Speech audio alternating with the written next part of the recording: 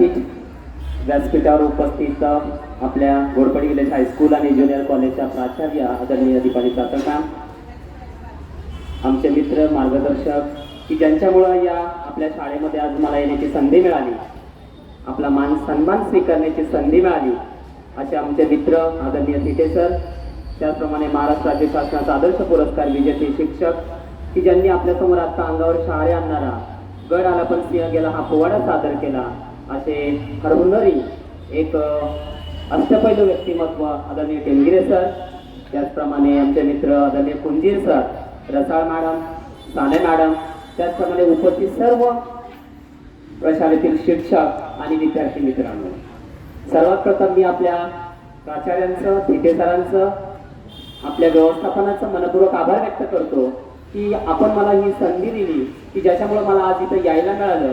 नक्कीच आपल्या या संधीमुळं, आपल्या आदरातिथ्यामुळं, आपल्या स्वागतामुळं मी भारावून गेलेलो आहे.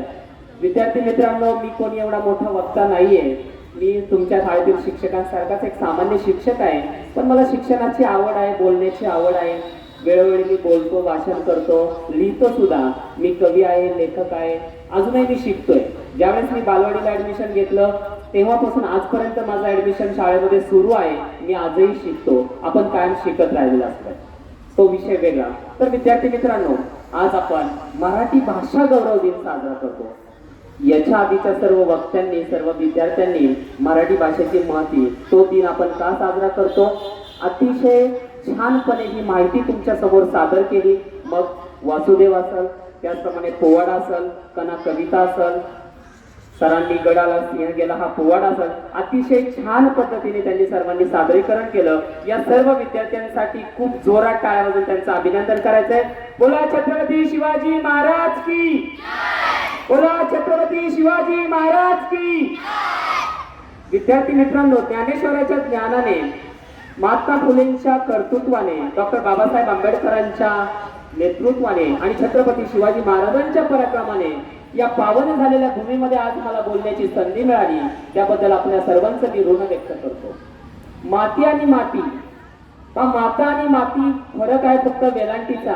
माता आणि माती फरक आहे फक्त वेलांटीचा. एक जन्म देते तर दुसरी कुशीत घेते, एक जन्म देते तर दुसरी कुशीत घेते. या दोघांच्याही पावन स्मृतीस मी विनम्र अभिवादन करतो आणि माझ्या समोर बसलेल्या सर्व माय मराठीच्या लेकरांना या मराठी भाषा गौरव दिनाच्या शुभेच्छा देतो आणि माझे विचार व्यक्त करण्यास सुरुवात करतो. विद्यार्थी मित्रांनो, माझ्या मराठी भाषेचा लावा प्रल्हाटाचा किडा, तिच्या संघाने जागल्या दऱ्या खोऱ्यातील शिळा.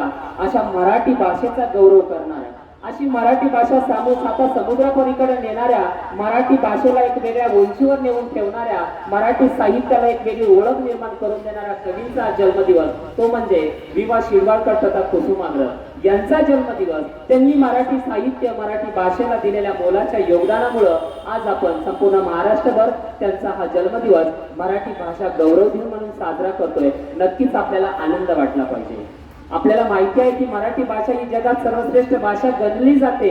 1500 वर्षाचा इतिहास आपल्या मराठी भाषेला लाभलेला आहे. आपल्याला आनंद वाटला पाहिजे की जी माझ्या राजाची भाषा होती, छत्रपती शिवाजी महाराजांची भाषा होती, ती भाषा मला बोलण्याची संधी मिळाली, ती भाषा जाणण्याची मला संधी मिळाली, ती भाषा जगण्याची मला संधी मिळाली, त्या भाषेच्या प्रांतामध्ये मला जन्म घेण्याची संधी मिळाली. मी हे ऋण कधी फेडू शकणार नाही. ही भावना आज आपल्या प्रत्येकाच्या मनामध्ये असली पाहिजे. ज्यावेळेस या विद्यार्थ्यांनी कना कविता सादर केली, पोवाडा सादर केला, अंगावर शहारे आले की मराठी भाषेमध्ये किती ताकद आहे. ज्ञानेश्वरांनी अवघ्या विश्वाच्या कल्याणासाठी मराठी भाषेतून पसायदान मागितलं. ज्ञानेश्वरांनी सांगितलं की माझी मराठी भाषा इतकी श्रेष्ठ आहे, इतकी मोठी आहे, इतकी गोड आहे की अमृताशी जरी पैस जर लावली तर माझ्या मराठी भाषा अमृतापेक्षाही गोड आहे. अशा मराठी भाषेची माहिती त्यांनी गायली. वि.वा. शिरवाडकरांचा जन्म आपल्याला माहिती आहे नाशिकमध्ये झाला. खूप चांगलं लेखन त्यांनी केलं. त्यांना 1987चा ज्ञानपीठ पुरस्कार, विद्यार्थी मित्रांनो सांगायला आनंद वाटतो की आजपर्यंत मराठी साहित्यिकांना जो ज्ञानपीठ पुरस्कार मिळाला, ज्याप्रमाणे नोबेल पुरस्कार दिला जातो, पुलित्झर पुरस्कार दिला जातो किंवा राजीव गांधी शांतता पुरस्कार दिला जातो, अशा प्रकारचा भारतीय ज्ञानपीठ हा साहित्यासाठी दिलेला मानाचा पुरस्कार आहे. एक 4 दिवसापूर्वी तुम्ही ऐकलं असेल की ज्येष्ठ उर्दू शायर गुलजार यांना तो जाहीर झाला. साहित्यातील मोलाच्या योगदानाबद्दल हा पुरस्कार दिला जातो। आजपर्यंत फक्त 4 मराठी साहित्यिकांना हा पुरस्कार मिळाला। त्यात मधलं एक नाव म्हणजे विष्णू वामन शिरवाडकर। 1987 चं 23वे ज्ञानपीठ त्यांना प्राप्त झालं आणि निमित्त होतं त्यांच्या विशाखा या काव्यसंग्रहाचं। जीवनलहरी हा त्यांचा पहिला काव्यसंग्रह रत्नाकर मासिकामध्ये प्रसिद्ध झाला आणि विशाखा हा काव्यसंग्रह इतका सुंदर होता की त्याच्यामध्ये विचार केलेल्या कविता, व्यक्त केलेल्या भावना इतक्या सुंदर होत्या की त्यांना त्या काव्यसंग्रहाला भारत सरकारने ज्ञानपीठ पुरस्कार देऊन गौरव केला गेला। वि स खांडेकर, तुम्हाला माहिती असेल की त्यांना सुद्धा वि स खांडेकरांना सुद्धा ययातीसाठी ज्ञानपीठ मिळालं। वि स खांडेकरांनी या विशाखा काव्यसंग्रहाची प्रस्तावना लिहिली आहे आणि त्या प्रस्तावनेमध्ये त्यांनी सांगितलेलं आहे की केशव सुतांपासून सुरू झालेले सामाजिक विषमतेची तुतारी विवा शिरवाडकरांच्या क्रांतीच्या जय जयकारापर्यंत येऊन थांबली। त्यांच्या कवितेचे विषय इतके छान आहेत। सामाजिक विषमतेचा ज्वालामुखी त्यांच्या कवितेतून दगदगत नाही तर अग्निरसाचा वर्षाव त्यांच्या कवितेमधून होतो, असं मत त्यावेळेस वि स खांडेकरांनी व्यक्त केलं। 2 ज्ञानपीठ पुरस्कार विजेत्यांची मी तुम्हाला नावं सांगितली। आपल्याला अभिमान वाटावा, आनंद वाटावा, मराठी साहित्य इतकं समृद्ध आहे म्हणून मी त्यांची नावं सांगितली। राहिलेल्या 2 व्यक्ती होत्या, एक होते विंदा करंदीकर आणि दुसरी व्यक्ती होती बालचंद्र नेमाडे। बालचंद्र नेमाड्यांना द हिंदू जगण्याची समृद्ध आडगळ याच्यासाठी मिळाला, तर विंदा करंदा अष्टदर्शनी पात्र याच्यासाठी मिळाला। आपल्यासाठी ही नक्कीच अभिमानाची गोष्ट आहे। झालो धन्य आम्ही ऐकतो मराठी, झालो धन्य आम्ही बोलतो मराठी, धर्म जात पंथ एक अनको मराठी, अवघ्या जगात माय मानतो मराठी। या सुरेश भटांच्या कविताच्या ओळी किती समर्पक आहेत। आज आपल्याला अभिमान वाटला पाहिजे की सुरेश भटांसारखे असंख्य कवी आहेत, असंख्य लेखक आहेत, असंख्य साहित्यिक आहेत की त्यांनी मराठी भाषा साहित्य समृद्ध करण्याचा प्रयत्न केला। विद्यार्थी मित्रांनो, कालिदासाचा मेघदूत खूप जुना आहे, परंतु खऱ्या अर्थाने मराठी साहित्य कादंबरीची सुरुवात झाली ती म्हणजे बाबा पदमजी यांच्या यमुना पर्यटनाने। माझ्या मते 1857 साली ही कादंबरी पहिल्यांदा पडद्यावर आली, पहिल्यांदा वाचकांच्या भेटीला आली आणि तिथून सुरू झालेला प्रवास आजच्या काळात जर आपण घेतलं तर आजच्या काळातल्या अनेक नवोदित लेखकांची नावं घ्यायला लागतील। जर आपण ही नावं जर घेतली नाही तर मराठी साहित्याची आपल्याला काहीच ओळख झाली नाही असं म्हणावं लागल। संत तुकोबराय, ज्ञानेश्वर यांच्या लेखणीने पवित्र झालेली ही मराठी भाषा, पु ल देशपांडे असतील, वि स खांडेकर असतील, बासी मर्डेकर असतील, वाराकांत असतील, बारा तांबे असतील, अनंत कानेटकर असतील, गदी माडगुळकर असतील, बालकवी असतील म्हणजे त्र्यंबक बापूजी ठोंबरे असतील, अलीकडच्या काळातले राजन गवस असतील, मानव कांबळे असतील, त्याचप्रमाणे बाबूराव बागुल असतील, अण्णाभाऊ साठे असतील, नारायण सुर्वे असतील, अशी असंख्य नावं घेतली जातील की या सर्व लेखकांची, कवींची, साहित्यिकांची नावं या मराठी साहित्यामध्ये सुवर्णाक्षराने लिहून ठेवण्यासारखी आहेत, कारण त्यांनी या मराठी मातीला, या मराठी भाषेला खूप मोलाचं योगदान दिलेलं आहे। मराठी भाषा साहित्य वेगळा विषय आहे आणि मराठी भाषा गौरव दिन विवा शिरवाडकरांचं कार्य हा 2 वेगळे विषय आहेत। मी दोन्ही विषयावर तुम्हाला थोडक्यात सांगणार, तुमचा जास्त वेळ घेणार नाही। मराठी भाषा जर पाहिली, साहित्य जर पाहिलं तर बहिणाबाई, अरे खोप्यामध्ये खोपा जसा सुगरणीचा देखा, तिलासाठी जीव झाडाने टांगला, तिला निजले खोप्यात जसा झुलता बंगला। किती छान त्या पाखराच्या भावना त्यांनी व्यक्त केलेल्या आहेत। शांता शेळके म्हणतात, माझिया माहेरा जा रे पाखरा, माझिया माहेरा जा, सोबतीला देते रे मन माझे, माझिया माहेरा जा, माझ्या भोळ्या सांबाची रे भोळी गिरीजा। अतिशय सुंदर असं माहेरचं वर्णन शांता शेळके आपल्या कवितेमध्ये करतात। बालकवी एका कळीचं वर्णन करताना म्हणतात, हिरवे हिरवे गार गालीचे, हरितवृंदांच्या मखमालीचे, त्या मखमालीवरती फुलराणीही खेळत होती। अतिशय सुंदर सुंदर वर्णन या कवितेच्या माध्यमातून आपल्याला पाहायला मिळतं। त्याचप्रमाणे अनेक छान छान कविता आपल्या भेटीला आहेत। त्याचप्रमाणे तुम्हाला एक माहिती असेल, 5वी सालीला कविता आहे पहा, तापिकाची चिकन माती, ओटा तरी बांधुगबाई, असा ओटा चांगला तरी जात तरी मांडुगबाई, असं जात चांगलं तरी सोजी तरी दळुगबाई, अशी सोजी चांगली तरी लाडू तरी बांधुगबाई, असे लाडू चांगले तरी शेलाच्या पदरी बांधुगबाई, असा शेला चांगला तर भाऊराया भेटुगबाई, असा भाऊराया चांगला तर दारी रथ अनिंदबाई, दारी रथ अनिंदबाई, असा रथ चांगला तर माहेराला जाऊगबाई, असं माहेर चांगलं तर दंगा मस्ती करूगबाई, असं माहेर चांगलं तर दंगा मस्ती करूगबाई। अशी ही आपली मातृभाषा, अशी ही मराठी भाषा आपल्या रगारगात, आपल्या कणाकणात, आपल्या श्वासाश्वासात बसलेली ही मातृभाषा, ही मराठी भाषा। आपण मराठी भाषिक असल्याचा, मराठी भाषिक या अर्थाने की आपण महाराष्ट्रामध्ये राहतो, ती भाषा बोलतो, ती भाषा जगतो, याचा आपल्याला नक्कीच अभिमान वाटला पाहिजे। विद्यार्थी मित्रांनो, विवा शिरवाडकरांचं जर साहित्य घेतलं तर मी जास्त सांगणार नाहीये। आधीच्या वक्त्यांनी त्यांच्या साहित्याविषयी आपल्याला बरीच माहिती सांगितलेली आहे। फक्त जाता जाता तुमच्या कानावर विषय असावा म्हणून मी सांगतो, एका मुलीने कणा कविता सादर केली की मराठी माणसाचा कणा काय असतो, मराठी माणसाचा स्वाभिमान काय असतो। खचला मोडून पडला संसार तरी मोडला नाही कणा, पाठीवर हात ठेवून फक्त लढ म्हणा. ज्यावेळेस पुण्यामध्ये पूर आला, पुरामध्ये होतं नव्हतं गेलं, घर खचलं, चिखलगाळ सगळं नष्ट झालं. पावसामध्ये आला कोणी, केस होते कर्दमलेले, हे सगळं नाही का, डोळ्यामध्ये पाणी.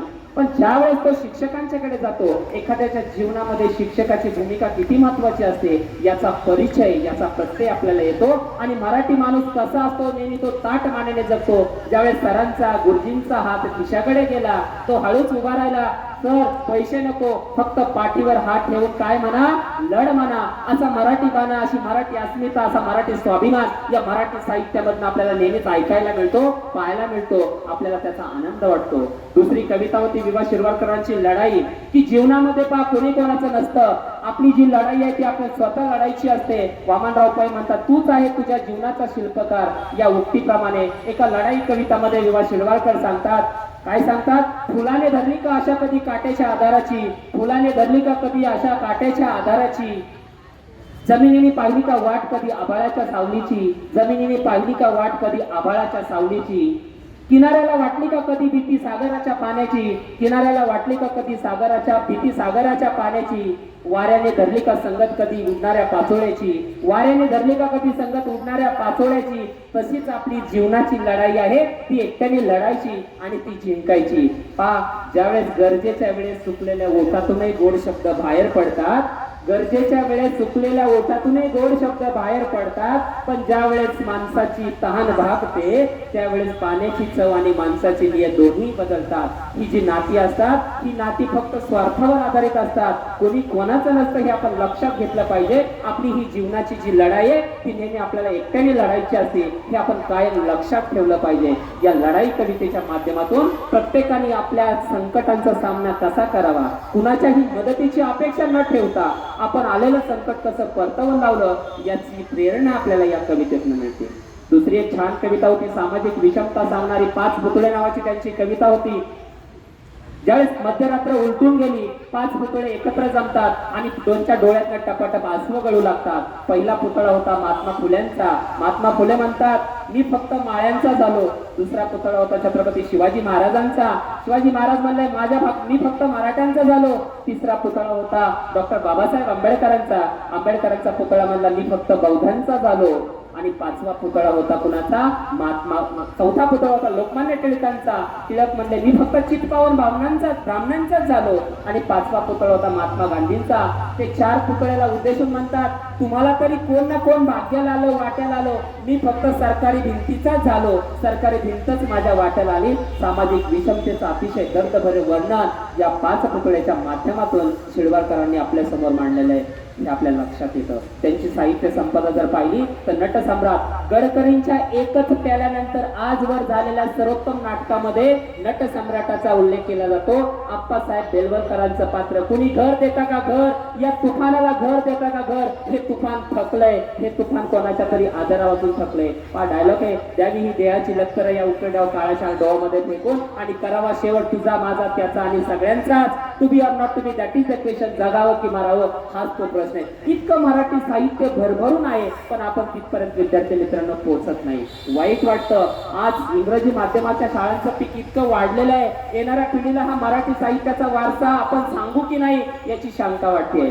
की ज्या नारायण सुर्वेंनी ऐसागामी ब्रह्मगणात माझे विद्यापीठ सारखा काव्यसंग्रह निर्माण केला, ज्या केशवसुतांनी तुतारी लिहिली, अशा अनेक साहित्यिकांनी मराठी भाषेसाठी योगदान दिलं, ते येणाऱ्या पिढीपर्यंत कितपत टिकल यात शंका वाटायला लागलेली आहे. की ज्या मराठी शाळेने, ज्या मराठी भाषेने इंग्रजी शाळांची लाखो रुपयाची फी भरण्याची ऐपत आपल्यामध्ये निर्माण केली, त्या मराठी शाळा आज काळाच्या पडद्याआड जाऊ पाहत आहेत. विद्यार्थी मित्रांनो, इंग्रजी भाषा शिकलं पाहिजे, no doubt, because the English language is a international language and we have to learn it. No doubt शिकलं पाहिजे आपण, कारण ती संवादाची भाषा आहे, आंतरराष्ट्रीय भाषा आहे. परंतु आपली मायभाषा, मातृभाषेला आपण विसरता कामा नये. नवीन राष्ट्रीय शैक्षणिक धोरणामध्ये सुद्धा प्रादेशिक भाषांना महत्त्व दिलेलं आपल्याला दिसून येतं. 14 वयोगटापर्यंत प्रादेशिक भाषा आपण शिकलं पाहिजे असं मत पॉलिसी मेकर यांनी व्यक्त केलेलं आपल्याला दिसून येतं. असं हे मराठी साहित्य समृद्ध असल्याचं आपल्याला दिसून येतं. आपण त्याचे पायीक आहोत. आपण ती संपत्ती जपून ठेवली पाहिजे. आपण तो वारसा आपण कायम टिकून ठेवला पाहिजे. क्रांतीचा जय जयकार या कवितेमध्ये अतिशय सुंदर अशी कविता आहे की भारताच्या स्वातंत्र्याच्या इच्छेने प्रेरित झालेला एक क्रांतिकारक आहे. त्याच्या पुढे फक्त त्याला काय दिसतोय? भारताचा स्वातंत्र्य दिसतंय. त्याला त्याचं कुटुंब दिसत नाही, त्याची पत्नी दिसत नाही, त्याचा संसार दिसत नाही. त्याला फक्त त्याचं काय दिसतोय? देशाचं स्वातंत्र्य दिसतोय. क्रांतीचा जय जयकार या कवितेमध्ये एका देशभक्ताचं की स्वातंत्र्याच्या देहानं प्रेरित झालेल्या एका व्यक्तीचं त्यांनी चित्रण केलेलं आहे. तुम्ही जर गोलफिटा वाचलं, दया पवार वाचलं, जर तुम्ही नामदेवराव ढसाळ वाचलं, बाबूराव बगाल वाचलं, जेव्हा मी जात चोरली होती, दलित साहित्य वाचलं, तर आपल्याला कळतं की हे मराठी साहित्य किती रिच आहे. म्हणून विद्यार्थी मित्रांनो वाचलं पाहिजे. मग काय वाचलं पाहिजे तुम्ही? नेहमी ऑटोबायोग्राफी वाचा, बायोग्राफी वाचा, विंग्स ऑफ फायर वाचा, एक होता कारवर वाचा, तुम्ही राजेश पाटलांचं काय वाचा, आई मी कलेक्टर व्हायला वाचा. त्याचप्रमाणे आता इथे थांबले नाही, रमेश गोलकांचं पुस्तक वाचा. त्याचप्रमाणे मन नाही विश्वास कर हर मैदान फतेह, आय डिअर किरण बेदी वाचा. त्याचप्रमाणे विश्वास पाटलांचं पानिपत वाचा, फकीरा वाचा, तोताचान वाचा, सिल्विया वॉर्नरचं टीचर वाचा, कोसगडच्या माळावरून अनुताईंचं वाघांचं पुस्तक वाचा, आईलमा पैलमा शिक्षण देवा वाचा, तुम्ही ललिता पाटील वाचा. तुम्हाला आनंद यादवचं चार भिंती वाचा, काजवेल वाचा, नांगरणी वाचा, झोंबी वाचा, तुम्ही जाधवांचं आम्ही आणि आमचं बाप वाचा. तेव्हा तुम्हाला कळलं की हे मराठी साहित्य कसं आहे. तुम्ही वपूर वाचा, तुम्ही अपूर्वाई वाचा, तुम्ही पूर्वरंग वाचा, तुम्ही शांता शेळके वाचा, तुम्ही बाबा बरकर वाचा, तुम्ही पांगेरा वाचा, तुम्ही अजिंठा वाचा, तुम्ही नादू मार्मोळ वाचा. हे वाचल्याच्या नंतर विद्यार्थी मित्रांनो तुमच्या लक्षात येईल की हे मराठी साहित्य किती श्रेष्ठ आहे आणि आपण ते का टिकवलं पाहिजे. परंतु येणाऱ्या काळामध्ये हळूहळू सर्वच पिढी इंग्रजाळलेली आपल्याला दिसून येते. हळूहळू सगळीकडे इंग्रजी शाळांचं पीक आलेलं आपल्याला दिसून येतं. तर हे कुठंतरी थांबलं पाहिजे. इंग्रजी भाषा युवा शिरवाडकर स्वतः सांगतात, मित्रा तू तुझ्या मुलांना इंग्रजी शिकव, जरूर शिकव, पण इंग्रजी शिकण्यासाठी इंग्रजी शाळेची गरज नाही. का तर इंग्रजी शाळेमध्ये शिकण्याची आवश्यकता आहे. संवाद हा आपल्या भाषेतून झाला पाहिजे. मी सुद्धा मराठी शाळेमध्ये शिकलो विद्यार्थी मित्रांनो. मला आनंद वाटतो. मी इंग्रजी विषय शिकवतो, मी इंग्रजीत एम.फिल केला, मी इंग्रजीत एम.एड केला, मी इंग्रजीत पी.एच.डी करतोय.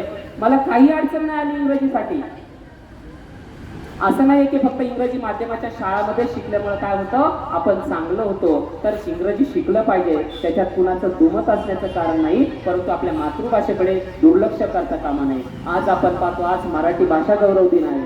1 तारखेला आपण मराठी राजभाषा दिन साजरा करतो, परंतु फक्त व्हॉट्सअपवर मेसेज फॉरवर्ड करतो मराठी गौरव दिनाच्या खूप खूप शुभेच्छा आणि दुसऱ्या दिवशी आपण विसरून जातो. परत दुसऱ्या दिवशी यस मामा, यस पप्पा, how are you, what are you doing, I want this, I want that, अशा प्रकारे आपला संवाद सुरू करतो आणि हेतू पुरस्पर आपण मराठी भाषा काय करतो दुर्लक्षित करतो. तर तुमच्यावर खूप मोठी जबाबदारी आहे विद्यार्थी मित्रांनो. ही भाषा टिकली पाहिजे. येणाऱ्या पिढीला पु ल देशपांड्यांचा अंतू बर्वा समजला पाहिजे. येणाऱ्या पिढीला तोताचान समजला पाहिजे. येणाऱ्या पिढीला फकीरा समजला पाहिजे. येणाऱ्या पिढीला अण्णाभाऊ साठे समजला पाहिजे. येणाऱ्या पिढीला बहिणाबाईचं मन वडाय समजलं पाहिजे. म्हणून आपण हा वारसा काय केला पाहिजे जपून ठेवलं पाहिजे. म्हणून यांनी काय करत राहा, तुम्ही पुस्तकं वाचत राहा. कारण पुस्तकं काय असतात आपल्यासाठी मार्गदर्शक असतात. जाता जाता एक पुस्तकावर तुम्हाला छान मी एक कविता देऊन जातो, सांगून जातो, लक्षात राहिली तर पहा. कारण पुस्तकाची भूमिका आपल्यासाठी किती महत्वाची असते या छोट्याशा कवितेतून आपल्याला लक्षात येईल. कारण पुस्तकच सांगतात गोष्टी युगायुगांच्या, पुस्तकं सांगतात गोष्टी माणसांच्या, पुस्तकं सांगतात गोष्टी युगायुगांच्या, पुस्तके सांगतात गोष्टी माणसांच्या. पुस्तकं जाणतात व्यथा, पुस्तकं जाणतात व्यथा, पुस्तकं सांगतात कथा. पुस्तकं जाणतात व्यथा, पुस्तकं सांगतात कथा. पुस्तकच करतात समृद्ध माणसांना, पुस्तकच करतात समृद्ध माणसांना, पुस्तकच करतात समृद्ध माणसांना. म्हणून विद्यार्थी मित्रांनो आपण नेहमी वाचन आपलं समृद्ध असलं पाहिजे, नेहमी आपण वाचलं पाहिजे. पुन्हा एकदा या सर्वांचं मी आभार व्यक्त करतो. आणि एक माझ्या 2 कविता मी सांगितलं मी कवी पण आहे. जाता जाता मी तुम्हाला त्या 2 कविता सादर करतो. आवडल्या तर टाळ्या वाजवा, नाही आवडल्या तर काही हरकत नाही. तुम्ही सुद्धा माझ्यासारखं काहीतरी लिहिण्याचा प्रयत्न करा. एक 2च कविता मी तुमच्या समोर सादर करतो. आणि त्या कविता सुद्धा आपल्या शिक्षण क्षेत्रावर आहेत. त्या कविता सुद्धा आपल्या कशावर आहेत, आपल्या शिक्षण क्षेत्रावर आधारित असल्याच्या कविता आहेत. बऱ्याच कविता मी लिहिलेल्या आहेत, पण त्या तुमच्यासमोर सगळ्यांच्या सांगण्याच्या सारख्या नाही आहेत. थोड्या प्रेमाविषयी आहेत, थोड्या सामाजिक समस्याच्या आहेत, थोड्या शाळांच्या विषयी. पहिली कविता होती एक विनाअनुदानित शिक्षक. विनानुदाने शिक्षण झालो आम्ही पाप केलं, घोषित अघोषित औषधाच्या नावाखाली गुदमरून मेलो. विनानुदाने शिक्षण झालो आम्ही पाप केलं, अंशतः घोषित अघोषितच्या नावाखाली गुदमरून मेलं. नाही आम्हाला कोणी वाली शासन आमचं शोषण करतंय, नाही आम्हाला वाली कोणी शासन आमचं शोषण करतंय. होऊ नका विनानुदाने शिक्षक, यातून कुणाचं तरी पोषण होतंय. टीईटी अभियोग्यता पवित्र पोर्टल सर्व सोपस्कर पार पडले. टीईटी अभियोग्यता पवित्र पोर्टल सर्व सोपस्कर पार पडले. रोस्टरच्या जाच काठीवर अनुदानाचे घोडे आणले. रोस्टरच्या जाच काठीवर अनुदानाचे घोडे आणले. संस्थेच्या तुटपुंजा बिरादरीवर राब राब राबतो आम्ही. संस्थेच्या तुटपुंजा बिरादरीवर राब राब राबतो आम्ही.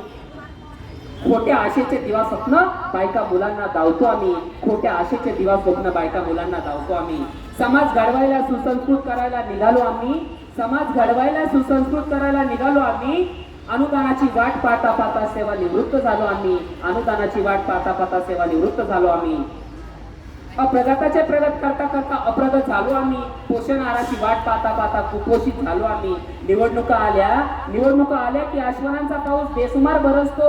निवडणुका आल्या की आश्वानांचा पाऊस बेसुमार बरसतो. सत्ता स्थापन झाली की विनाअनुदानाचा प्रश्न अडगळीत पडतो.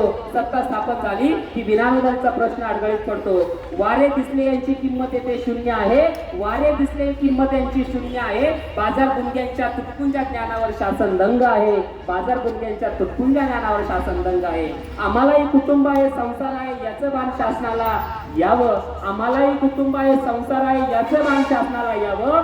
जगण्यासाठी किमान वेतन विनाअनुदानित शिक्षणाला तरी शिक्षकाला तरी मिळावं. जगण्यासाठी किमान वेतन विनाअनुदानित शिक्षकाला तरी मिळावं. त्यानंतर दुसरी कविता गुरुजी होतं. गुरुजी वाटलं नव्हतं आम्हाला या पांढरपेशा.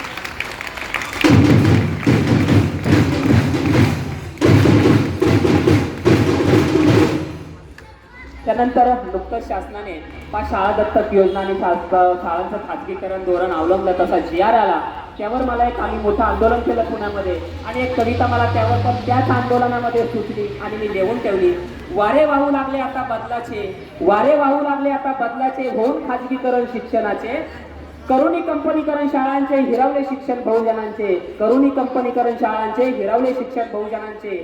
शिक्षक होणार आता कामगार, शिक्षक होणार आता कामगार. शासन ठरवणार आता शाळांचा बाजार, शासन ठरवणार आता शाळांचा बाजार. देऊनी समूह शाळा गोंडस हे नाव, देऊनी समूह शाळा गोंडस हे नाव. कोटी 2 कोटीत होणार शाळांचा भाव, कोटी 2 कोटीत होणार शाळांचा भाव. शिक्षक भरतीचे झाले कंत्राटीकरण, शिक्षक भरतीचे झाले कंत्राटीकरण. पवित्रचे होणार आता खाजगीकरण, पवित्रचे होणार आता खाजगीकरण. RTA च्या कायद्याला हरताळ फासला जातोय, RTA च्या कायद्याला